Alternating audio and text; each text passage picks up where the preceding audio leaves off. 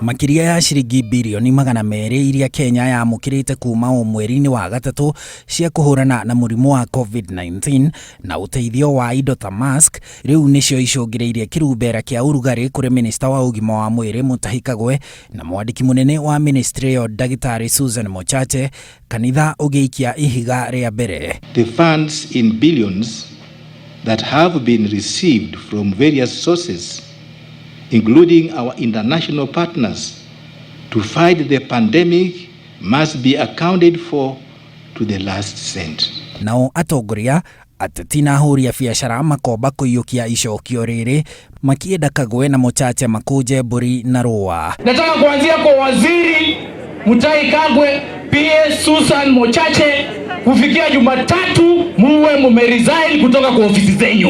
Kwa hii pesa imepotea. Pesa ikipotea, take responsibility.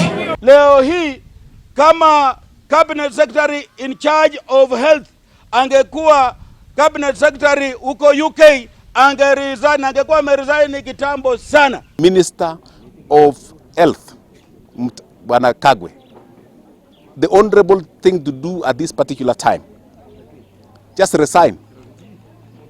What is happening in the ministry, the buck stops on your desk.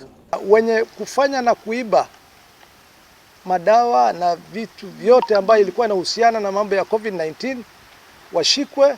Thiota uyu ng'etheire Kagwe wongererekete kumana na arũgamĩrĩri a rũhonge rwa uheani wa ndawa rwa KEMSA gutemania ũhoro kũrĩ bunge ya Senate makiuga mũndũ ũrĩa ũbatie gũkua mũrigo wa ũrĩa mbeca ihũthĩkĩte nĩ Kagwe na Mochache. Kama kuna mtu amekula pesa ya COVID, tunasema kila mtu apepe msalaba wake.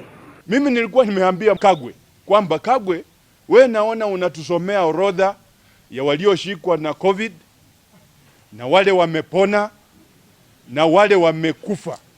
Na mimi nilikuwa nimekuambia ongeza kipengele kingine utuambie ni nani wamekuwa millionaires kutokana na hii COVID.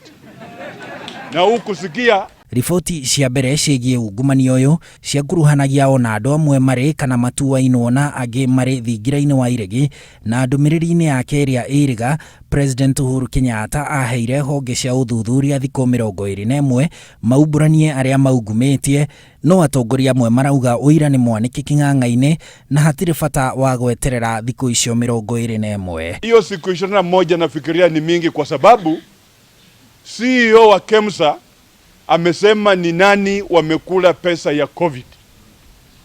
Kwa hivyo hakuna haja uchukue hiyo muda yote, na wale watu wamekula pesa ya COVID wameanikwa juzi mbele ya kamati ya health katika Senate. We call upon the auditors, the investigative agencies and the judiciary to take decisive action to deal with this evil and all those involved in the scam to face the law. Ungumania ũyũ wa mbeca cia COVID-19 o ta mũtugo wa ndereti cia ũici wa mbeca cia bũrũri nĩ ũgucĩrĩirie ateti o mũndũ akĩaria kũringana na mwena ũrĩa arĩ kana atanyĩte gũgakorwo rũciũ-inĩ rwa kĩũteti.